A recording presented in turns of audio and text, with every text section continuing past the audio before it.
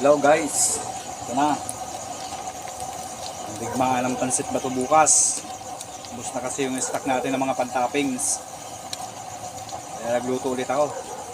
Para naman ito bukas guys. Kaya yung mga customize ko dyan, punta na kayo dito. At pwede rin mag-order. Pandigmaan pang lasa ito. Pansit ba ito?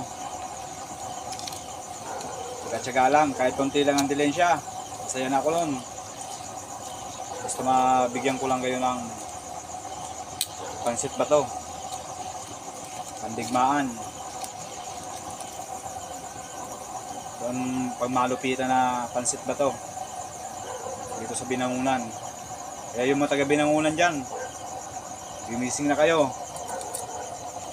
matikman nyo ang pansit ba to.